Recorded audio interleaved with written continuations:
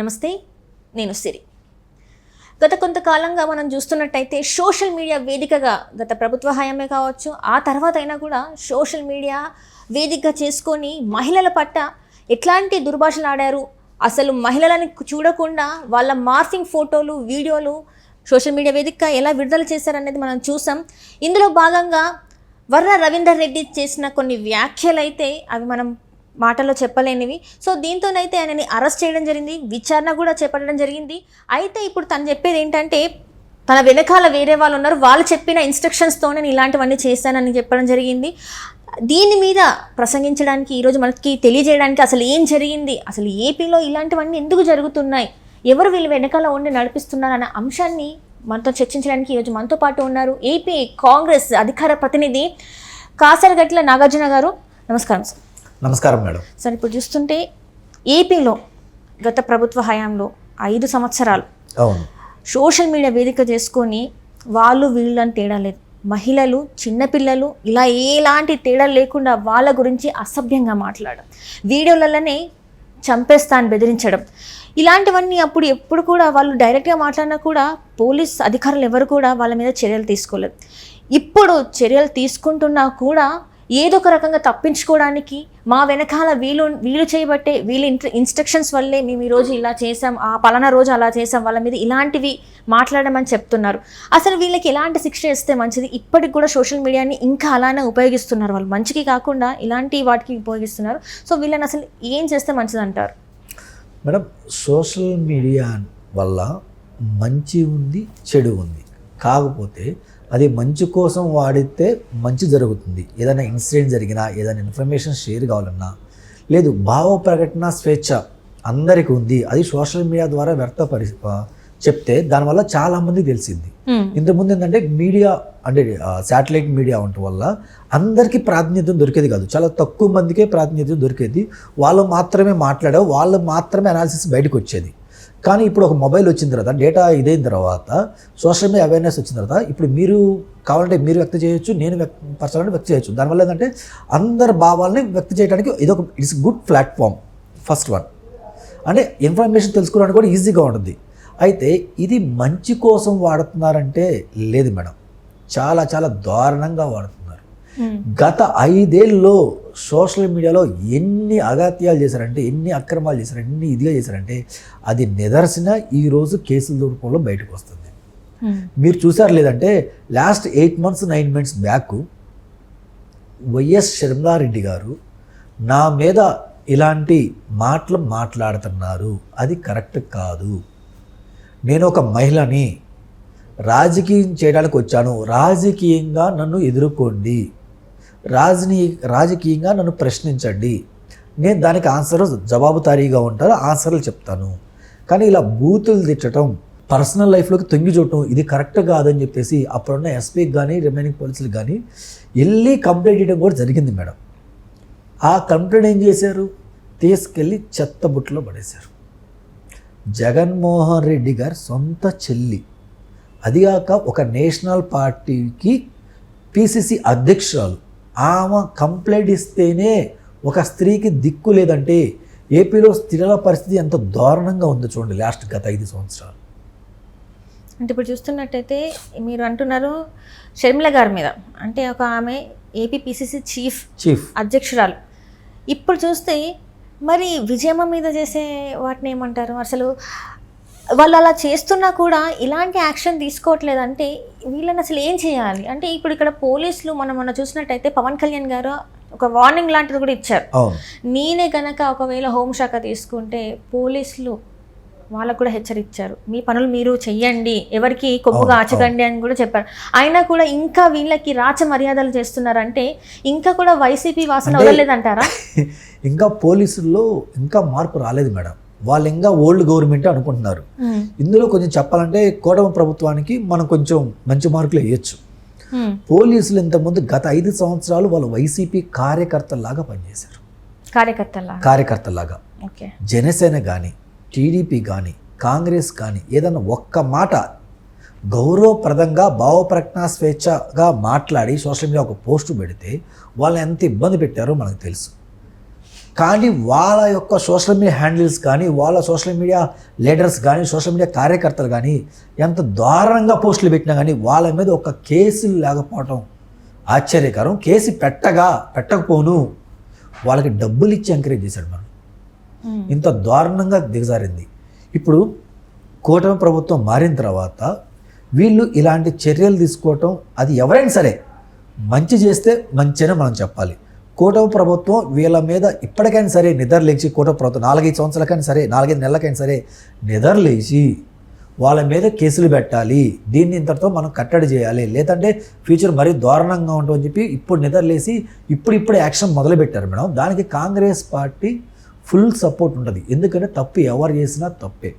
అలాంటి రాతలు రాయటం ఇప్పుడు మా శర్మమ్మ మీద రాసినా, లేదంటే లోకేష్ గారి తల్లి మీద రాసినా, లేదంటే పవన్ కళ్యాణ్ గారి తల్లి ఎవరి మీద రాసినా, లేదా మా మీద రాసినా కానీ అవి చాలా దారుణం. అవి ఎవరు చేసినా సరే డెఫినెట్గా దాన్ని ఖండించాలి, వాళ్ళు అరెస్ట్ చేయాలి, జైల్లో పెట్టాలి. ఎక్స్క్లూజివ్ ఈ పర్సన్ చూస్తే జగన్మోహన్ రెడ్డి గారు ఈ పర్సన్ అరెస్ట్ చేసిన తర్వాత ప్రెస్ మీట్కి వచ్చి ఒక ప్రెస్ మీట్ పెట్టాడు మేడం. వర్రా రవీందర్ రెడ్డి అరెస్ట్ అయిన తర్వాత, రిమాండ్ ఇచ్చిన తర్వాత వైఎస్ జగన్మోహన్ రెడ్డి గారు బయటకు వచ్చి ఒక ప్రెస్ మీట్ పెట్టి మాట్లాడుతున్నాడు. వాళ్ళ కార్యకర్తల్ని రెచ్చగొడుతున్నారు. వీళ్ళు బాగానే ఉంటారు, వీళ్ళ నమ్మి పోస్టులు పెట్టినాడు ఎవరు ఏమవుతున్నాడు, జైల్లోకి పోతున్నారు.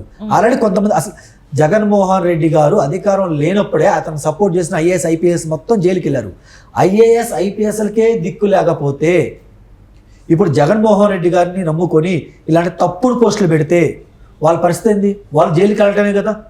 ఈయన బాగానే ఉంటాడు, ఈయన ప్యాలెస్ ఎలంకా ప్యాలెస్లో ఉంటాడు, లేదా లోటస్ పాండ్ ప్యాలెస్లో ఉంటాడు. కార్యకర్తల పరిస్థితి ఏంది? ఇలాంటి తప్పుడు పోస్టులు పెడితే ఆయన బయటకు వచ్చి ఏం చెప్తున్నాడు? లేదు, మనం ఇంకా ఉధృతం చేయాలి, ఎక్కువ పోస్టులు పెట్టాలి, అవసరం నా ఆఫీస్ నుంచి నేను పోస్ట్ పెడతా అని చెప్పి ఇతను సపోర్ట్ చేసుకుంటూ వెనకేసుకుంటూ వచ్చాడు. ఇతను ఏం పెట్టాడు తెలుసా మేడం? ఒక పోస్టు, వైఎస్ షర్మిలారెడ్డి గారు మా నాన్నకి పుట్టలేదు, రాజశేఖర రెడ్డి గారికి పుట్టలేదు, విజయమ్మకి మాత్రమే పుట్టారు, మరి ఎవరికి పుట్టారనేది విజయమ్మని అడిగి తెలుసుకోవాలని చెప్పి మరీ దారుణంగా మాట్లాడి పోస్ట్ పెడితే, అలాంటి కూటమి ప్రభుత్వం అరెస్ట్ చేసి జైల్లో పెట్టి మక్కలు ఎరగొడితే జగన్మోహన్ రెడ్డి వాళ్ళకి సపోర్ట్ చేస్తా ప్రెస్ మీట్ పెట్టాడంటే జగన్మోహన్ రెడ్డి గారు ఎంత దారుణంగా దిగజారాడు అన్నది వాళ్ళ తల్లిలే కదా. ఒకప్పుడు వైఎస్ఆర్సీపీ గౌరవ అధ్యక్షురాలే కదా, వైఎస్ రాజశేఖర రెడ్డి గారి భార్య సతీమనే కదా, ఏపీ ప్రజలు అవునన్నా కదా, ఆమెను కూడా ఒక తల్లిలా చూసుకుంటున్నారు కదా. అలాంటి తల్లి మీద పోస్టులు పెడితే జగన్మోహన్ రెడ్డి అలాంటి మక్కలు ఇరగ తీసుకొట్టక వాడికి సపోర్ట్ చేస్తున్నాడంటే ఇది జగన్మోహన్ రెడ్డి గారు తెలిసి జరిగిందా తెలియక జరిగిందా? వాడు ఎవడు మేడం? భారతమ్మ పిఏనే కదా, అన్అఫిషియల్ పిఏనే కదా. అంటే ఇది జగన్మోహన్ రెడ్డి గారు తెలియదా? ఏం పర్లా, మీరు తిట్టండి. మా తల్లి చెల్లి నాకు ఆస్తిలో వాట అడిగింది, ఆ వాటను నన్ను అడగకూడదు, అడిగారు కాబట్టి ఇప్పుడు వాళ్ళు నా వాళ్ళు కాదు, మీరు ఏమైనా చేసుకోండి, నాకు ఇబ్బంది లేదు. సో ఎంతటి దుర్భాషలైనా మాట్లాడచ్చు, అది ఎంత అది వినడానికి కూడా లేకపోయినా కూడా మాట్లాడవచ్చు. మరి కూటమి ప్రభుత్వం ఈ తిట్లు బయట పెట్టినా కానీ జగన్మోహన్ రెడ్డి గారు ఏంది, తప్పు అయిపోయింది, వాడిని పార్టీని సస్పెండ్ చేస్తున్నాను, ఇలాంటివి వాడు పెట్టకూడదు అనాలి కదా. మరి ప్రెస్ మీట్ పెట్టి వాడు సౌమ్యుడు, అతను మంచివాడు, మనం ఇలాంటి వాళ్ళు ఇంకా ఎంకరేజ్ చేయాలి, సోషల్ మీడియా ఇంకా మీరు పోస్టులు పెట్టండి, అవసరం నా ఆఫీషియల్లోనే ఇలా బూత్లు తిడతా పోస్టులు పెట్టండి, ఎవరు వచ్చి అరెస్ట్ చేస్తారో లేదు చూద్దామంటే ఇది బరితెగింపు కాదా? అయినా ఒక రాజకీయ నాయకులు అనే వాళ్ళు, ఒక పార్టీ అధ్యక్షుడు, మాజీ ముఖ్యమంత్రి ఇలా బూతుల దానికి శంకుస్థాపన చేసి ముందుకు ఒక రెడ్ కార్పెట్ లాగా ఈ బూతుల కార్పెట్ వేసి జనాల్ని నడపడం అనడం, కార్యకర్తల్ని నడవడం చెప్పడం ఎంతవరకు కరెక్ట్ అంటారు అసలు? దీన్నే కలియుగం వచ్చిందని అంటానికి చిహ్నం మేడం. సొంత తల్లినే దగ్గర నుంచి జనాల చేత తిట్టించేవాడంటే అతి కూడా కలియుగం ఇది. కలియుగంలో ఇలాంటి వాళ్ళని చాలామంది చూడవచ్చు. ఇలాంటి వాళ్ళని జగన్మోహన్ రెడ్డి గారు ఎంకరేజ్ చేస్తున్నారు. ఆ రోజు కాంగ్రెస్ పార్టీ ఇతను ఎందుకు ముఖ్యమంత్రి చేయలేదు? ఈయన మనస్తత్వం ఇలాంటిది, ఇతని కనుక ముఖ్యమంత్రి చేస్తే రాష్ట్రం నాశనం అయిపోయిందని చెప్పి షర్మిలమ్మ అక్కడ సోనియా గాంధీ గారు కానీ లేదంటే అక్కడ ఉన్న అప్పుడున్న పెద్దలు కానీ వద్దురా స్వామిని మొత్తుకున్నారు. జనాలు నమ్మలా, ఇప్పుడు అనుభవిస్తున్నారు. అతను క్యారెక్టర్ ఏంటి, అలా ఎలాంటి వాడు, అతను ముఖ్యమంత్రి చేస్తే ఎలా ఉంటుంది లాస్ట్ 5 సంవత్సరాలు చూశారు. సో ఇప్పుడు వాళ్ళకు ప్రజలకు కూడా అర్థమవుతుంది ఇలాంటి వాళ్ళ వల్ల కలియుగం అంతరించి ఇదే మేడం, దీనికి రీజన్ ఇదే. ఇంకా కాకపోతే కర్మ అనేది ఒకటి నమ్మాలి. జగన్మోహన్ రెడ్డి గారు జైల్లో ఉంటే ఆయన కోసం పాదయాత్ర చేసి ఆహర్నిశలో కష్టపడ్డ షర్మిలమ్మని కానీ విజయమ్మని కానీ ఇలా బూతులు తిట్టించాడు కాబట్టే ఈరోజు కర్మ ఆయన వెంటాడదా 11 సీట్లు ఇచ్చింది. ఈరోజు చర్చ ఏం జరుగుతుంది? జగన్మోహన్ రెడ్డి గారు ఆయన అంటే 11 మంది ఎమ్మెల్యేలు అసెంబ్లీకి వెళ్తారా వెళ్ళరా, వెళ్ళరు అని 11 రూపాయలు బెట్టు, వెళ్తారని 11 రూపాయలు బెట్టు. ఇది ఇప్పుడు నడుస్తున్న ట్రెండింగ్ బెట్టింగ్. 11 రూపాయలు బెట్టింగ్ నడుస్తుంది 11 మంది ఎమ్మెల్యేల మీద. మరి జగన్మోహన్ రెడ్డి గారు పులివెందుల ఎమ్మెల్యేనే కదా. ఒక ఎమ్మెల్యే అయినప్పుడు ఏం చేయాలి నువ్వు? అసలు ఎమ్మెల్యే యొక్క మినిమం రెస్పాన్సిబిలిటీస్ ఏంది? నీ కాన్స్టిట్యున్సీ తరపున ఏమైనా ప్రాబ్లమ్స్ ఉన్నా అసెంబ్లీకి వెళ్ళి వినిపించి వాళ్ళకి కావాల్సిన సొల్యూషన్స్ ఇవ్వడం కానీ, ఆ ప్రాబ్లం తీర్చడం కానీ చేయాలి. నువ్వు ఇప్పుడు అవునన్నా కాదన్నా, బాబు గారు ఒప్పుకున్నా ఒప్పుకోపోయినా, పవన్ కళ్యాణ్ గారు ఒప్పుకున్నా ఒప్పుకోపోయినా, లోకేష్ గారు ఒప్పుకున్నా ఆఖరికి షర్మిలమ్మ ఒప్పుకోపోయినా నువ్వెవరు? పులివెందుల ఎమ్మెల్యే. నీకు రైట్ ఉంది, వాళ్ళు రాణించడానికి నీకు రైట్ ఉంది అసెంబ్లీకి వెళ్ళటం. మరి నువ్వు అసెంబ్లీకి వెళ్ళి ఏం చేయాలి? నా ఆయాంలో నేను రోడ్లు సరిగ్గా వేయాలా, బాబు గారికి మీరు రోడ్లు సరిగ్గా వేయండి, లేదు నా ఆయాంలో స్కూల్లో కాలేజ్ సరిగ్గా చేయాలా, మీరు అట్లీస్ట్ అదైనా చేయండి, నా ఆయాంలో డ్రైనేజ్ సిస్టమ్ సరిగ్గా లేదు, కనీసం మీరైనా చేయండి, మా ప్రజలకి ఈ ప్రాబ్లమ్స్ ఉండి మీరు ఈ సొల్యూషన్ చేయండి, ఇది అని చెప్పి వెళ్ళి క్వశ్చన్ చేయాలి కదా. వాళ్ళు కావాల్సింది ఇది తెచ్చుకోలేదు కదా, మరి ఎందుకు అడలేదునా? ఆ రోజు ముఖ్యమంత్రి సీట్ ఇస్తేనేమో దానికి న్యాయం చేయలేకపోతే అందుకే ప్రజలు నీకు ఎంతమంది ఇచ్చారు? 11 మంది ఎమ్మెల్యేలు గెలిపిద్దరు. ఈరోజు ఆ ఎమ్మెల్యే పోస్ట్ కూడా నువ్వు న్యాయం చేయట్లా. ఇంక నీకు రేపు ఏమొచ్చింది? బిస్కెట్ తెప్పించి. అంటే ప్రతిపక్ష హోదా ఇస్తేనే అసెంబ్లీకి వస్తాను అంటున్నారు. ప్రతిపక్ష హోదా ఇవ్వాలంటే ఫస్ట్ ఆయనకి తెలియాలి కదా ఎన్ని సీట్లు ఎన్ని స్థానాలు గెలిస్తే ప్రతిపక్ష హోదా వస్తుంది అనేది. అది ఎందుకు ఆయనకు తెలియలేకపోతుంది? ఇప్పుడు ఆయన ఏమన్నాడు ఇంతకుముందు ఎలక్షన్ ముందు 2024 ఎలక్షన్ ముందు, నా వెంటుకు కూడా పీకలేరు ఎవరు అన్నాడు. ప్రజల వెంటుకలు మొత్తం దికి పక్కనేసి కింద కూర్చోబెట్టారు. ఇప్పుడు ఆయన ఎవరిని అడుక్కున్నారు? బాబు గారిని. సార్ ప్లీజ్ సార్ నాకు ప్రతిపక్ష హోదా అయ్యింది సార్, ప్లీజ్ సార్ నేను అప్పుడు అసెంబ్లీకి వస్తాను సార్. చిన్న పిల్లలు మమ్మీ నాకు చాక్లెట్ ఇస్తే నేను అసెంబ్లీకి వస్తాను మమ్మీ అన్నట్టు ఈయన కూడా నాకు ప్రతిపక్ష హోదా ఇస్తేనే నాకు అసెంబ్లీకి వెళ్తాను అని అడుక్కుంటున్నాడు, లెటర్లు అడుక్కుంటున్నాడు. అది ఎంతవరకు కరెక్ట్? అంటే ఇప్పుడు తెలియాలి కదా, ఇప్పుడు ఆయనకి 11 సీట్లే వచ్చినాయి, కనీసం ఆయన ప్రతిపక్ష హోదా రావాలంటే 18 సీట్లు అంటే 18 స్థానాలలో గెలవాలి ఆయన పార్టీ ఎమ్మెల్యేలు అని కూడా తెలియకుండా ఎందుకు ఇట్లాంటివి చేస్తున్నారు? ఆయన ఇంకొకటి ఏంటంటే అతను ప్రతిపక్ష హోదాని కాదు, పులివెందుల ఎమ్మెల్యేగా నువ్వు అసెంబ్లీకి అటెండ్ అవ్వాలి కదా. అదే ఎందుకు అటెండ్ అవ్వలేకపోతున్నారు? అంటే వీళ్ళందరినీ ఎవరిని ఫేస్ చేసే ధైర్యం లేదంటారా? అసలు ముమ్మాటికి లేదు. బడ్జెట్ మొన్న ఎప్పుడు రిలీజ్ చేశారంటే బడ్జెట్ రిలీజ్ చేయడంలోనే వైఎస్ షర్మిలారెడ్డి గారు ముందుకు వచ్చి దాన్ని మొత్తం చెక్ చేసుకొని ముందుకు వచ్చి ఆమె ప్రెస్ మీట్ పెట్టింది. ఏమని? బాబు గారు మీరు సిలిండర్ అన్నారు, లేదా ఫ్రీ బస్ అన్నారు, లేదా ఇంకోటి అన్నారు, దానికి మీరు ఎందుకు డబ్బులు కేటాయించలేదు అని ఒక ఆడమ్మ ఇలా 2% ఓటు బ్యాంక్ ఉన్న కాంగ్రెస్ పార్టీ, ఒక్క ఎమ్మెల్యే సీట్ లేని కాంగ్రెస్ పార్టీ ముందుకు వచ్చి ప్రశ్న చేస్తుంటే 11 ఎమ్మెల్యేలు ఉంది, 30% ఓటు బ్యాంక్ ఉన్న మీరెందుకు భయపడుతున్నారు? మీరెందుకు బాబు గారు క్వశ్చన్ చేయట్లేదు? మీరు అసెంబ్లీకి వెళ్ళి ఎందుకు మాట్లాడట్లేదు? అదే రాజశేఖర రెడ్డి గారు 11 సీట్లు వస్తే ఆయన అసెంబ్లీకి వెళ్ళరా? ఒక్క సీట్ వచ్చిన రాజశేఖర రెడ్డి గారు అసెంబ్లీకి వెళ్ళి కూర్చొని 100 మంది ఉన్నా సరే ఆయన క్వశ్చన్ ఇచ్చేవాడు, ప్రశ్న చేసేవాడు. అలాగే షర్మిలమ్మ ఒక్క మహిళని గెలిచినా కానీ అసెంబ్లీకి వెళ్తే ఆమె క్వశ్చన్ చేసేది, భయపడేది కాదు, పారిపోయేది కాదు, అసెంబ్లీలో ఉండి కొట్లాడి ప్రజల సమస్యల మీద పోరాడేది. మరి నువ్వు ఎందుకు అట్లా? నీకు ఒకరు కాదు కదా, 11 మందిగా మొత్తం మీరు. సరే నీకు భయం వచ్చింది, నువ్వేం చేయాలి? నా చుట్టూతే ఉన్నాయని 6 7 అలా పెట్టేసుకుని మధ్యలో ఉండొచ్చుగా. సరే నీకు భయం ఉంది, నువ్వు అసెంబ్లీకి పోవడానికి భయం, ఎవరేమంటారు ఏంది ఏం క్వశ్చన్ చేస్తారో భయం నువ్వు. సరే నీ దగ్గర ఉన్న మంది ఎవరైతే 11 మందిలో 10 మందిని నీ చుట్టూ పెట్టుకొని నువ్వు మధ్యలో ఉండొచ్చు కదా, క్వశ్చన్ చేయొచ్చు కదా. ప్రతి ఎమ్మెల్యేకి ఇస్తారు, నీకు మైక్ ఇస్తారు కదా. సరే నీ 11 మంది ఎమ్మెల్యేలు కలిపి నువ్వే తీసుకో టైం.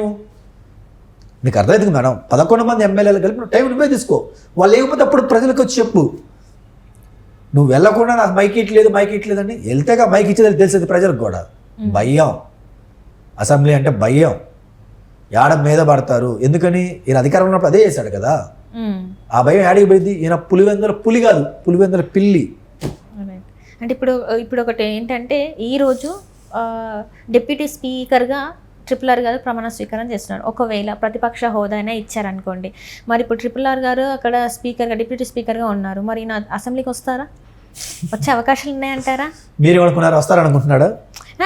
నేను ఏదో ఒకటి అనుకున్నాను. మీరేమన్నారు? RRR గారిని ఈయన అధికారంలో ఉన్నప్పుడే ఏం చేయలేక తప్పుడు కేసు పెట్టి అరెస్ట్ చేశాడు. ఇప్పుడు డిప్యూటీ స్పీకర్. ఫర్ ఎగ్జాంపుల్ రేపు జగన్మోహన్ రెడ్డి గారు అసెంబ్లీకి వస్తున్నారని ఆయనకి ఇన్ఫర్మేషన్ వచ్చింది కదా. వచ్చిందానికి ఆయన ఏం చేస్తారు? ఆయన పాత్ర గారిని, సార్ ఈరోజు మీరు ఆగిపోండి, నేను సీట్లో కూర్చుంటా అని కూర్చుంటాడు. కూర్చుంటే ఇంకేముంటుంది?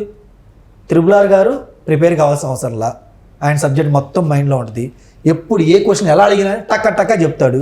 మరి జగన్మోహన్ రెడ్డి గారు ఆయనకు ఒక పెన్ను ఉండాలి, పేపర్ ఉండాలి, స్క్రిప్ట్ ఉండాలి. ఆయన దెబ్బకి ఏం సరిపోతాడు? అంటే ఆ స్క్రిప్ట్ రాసుకోవడానికే మరి మొన్న 10 కోట్ల వరకు ఖర్చు చేశాడు. పెన్ను పేపర్లకి 10 కోట్ల రూపాయలు ఖర్చు చేశాడు. మరి అంటే జగన్ అంటే అలా ప్రిపేర్ అవుతాడు. చదువుల బిడ్డ అంటే ఇప్పుడు కంప్యూటర్ కాలం కదా, యాక్చువల్గా మేము అందరం ఏంటంటే సిస్టమ్ లో చేసుకుంటాం. మా జగన్ అన్న చదువుల బిడ్డ, ఫస్ట్ క్లాస్ స్టూడెంట్.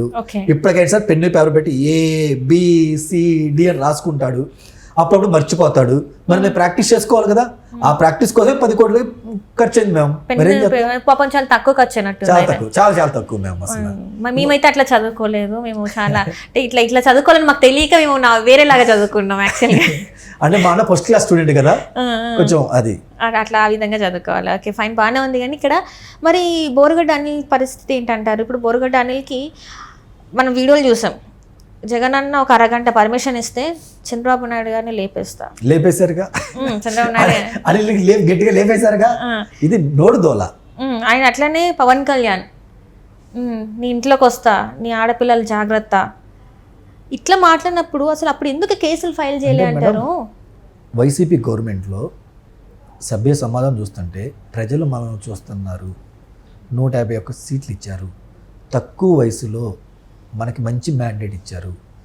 గతంలో చూస్తే వైఎస్ఆర్ కానీ బాబు గారికి అంత మెజారిటీ ఇవ్వాలి. మనల్ని నమ్మి మనకి ఇచ్చారు. తక్కువ ఏజ్లో ఎంత మెజారిటీ ఇచ్చారు. మనం ఏం చేయాలి? దాన్ని కాపాడుకొని ప్రజలకి మంచి చేయాలి. వాళ్ళకి ఆ సమస్య వచ్చినా మనం ముందుని నిలబడి ఆ సమస్యను సాల్వ్ చేయాలని చెప్పి అలాంటి మంచి సీట్లు ఇస్తే వీళ్ళు ఏం చేశారు? తాగుబోతుల్ని, తిరుగుబోతుల్ని, రౌడీ షీటల్ని మొత్తాన్ని రాజకీయంలోకి తీసుకొచ్చి వాళ్ళని ఎంకరేజ్ చేసి వాళ్ళ ₹1 రూపాయో ₹2 పేటీఎం ₹5 పేటీఎం చేసి నోటికొచ్చినట్లు బూతులు తిట్టిస్తే సమాజం చూస్తాం ఊరుకుంటుందా? 151 సీట్లు నీకు ఇస్తే 5 సంవత్సరాలు తిరిగేసరికి నీకు ఎన్ని సీట్లు ఇచ్చారు? 11 సీట్లు ఇచ్చారు. నువ్వు మళ్ళీ జీవితంలో ముఖ్యమంత్రి అవుతావా అంటే కాదు. ఎలా అవుతాడు? రేపు శర్మలమ్మ పెరుగుతుంది. ఇంతకుముందు కాంగ్రెస్ ఓట్ బ్యాంక్ 1 ఉంటే మన 2 అయింది. 6 మంత్స్లో 2% చేసింది. రేపు 1 ఇయర్ ఉంటే 10% అయింది కదా. అంటే అవునన్నా కాదన్నా 2029లో గట్టిగా కాంగ్రెస్ అపోజిషన్ అయింది మేడం. మరి వైసీపీ ఆడ ఉంటుంది. సో జగన్మోహన్ రెడ్డి గారు పని అయిపోయింది. ఎందుకు? ఇలాంటి పనికి మన చెత్తదవాళ్ళని రాజకీయాలు తీసుకొచ్చి ఎంకరేజ్ చేసి రాజకీయాలను బస్టు పట్టించాడు మేడం. వాడు ఆ వంతు నోటుకు వచ్చింది మాట్లాడుతుంటే జగన్మోహన్ రెడ్డి గారు తెలీదా? తెలుసు. కానీ వాళ్ళని తిట్టడానికి స్క్రిప్ట్ ఎక్కడి నుంచి వచ్చింది? పిల్ల సజ్జల పెద్ద సజ్జల పంపించారు. ఇంకా వాళ్ళ దాకా కేసు వెళ్ళలా. మేము అదే ఇప్పుడు మా కాంగ్రెస్ పార్టీ తరఫున కూటమి ప్రభుత్వం అదే డిమాండ్ చేస్తున్నాం. మీరు ఇన్వెస్టిగేషన్ ట్రాన్స్పరెంట్ మేనర్లో చేయండి. ఎంత పెద్ద వ్యక్తి ఉన్నా కానీ వాళ్ళని వదిలిపెట్టొద్దు. ఈ లింకు తీసుకెళ్ళి తాడేపల్లి ప్యాలెస్కే తగిలిద్ది. ఎలక్షన్ ముందే మా షర్మిలమ్మ చెప్పింది. మీరు ఇప్పుడైనా నిద్రలేసి కూటమి ప్రభుత్వం నిద్రలేసి యాక్షన్ తీసుకుంటున్నారు. తీసుకొని గట్టిగా చేయండి. లింక్ మటుకు తాడేపల్లి ప్యాలెస్లో దొరికింది మేడం.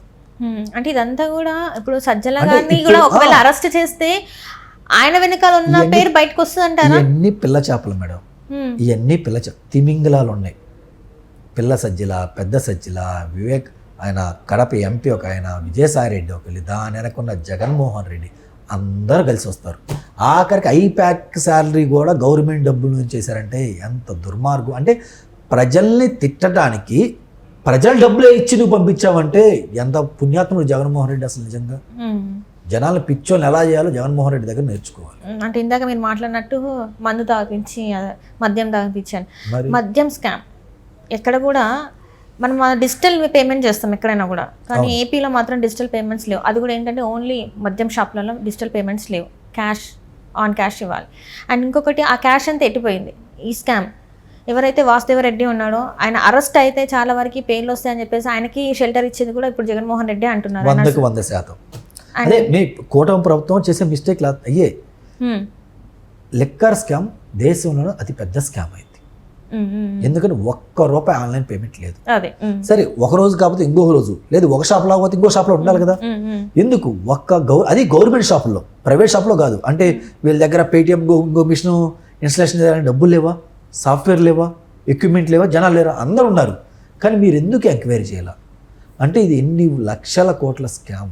అది ఇంకా కూటమి ప్రభుత్వం ఎందుకు సీరియస్గా యాక్షన్ తీసుకోవట్లేదండి అందరికి వచ్చిన డౌట్ ఇది మేడం.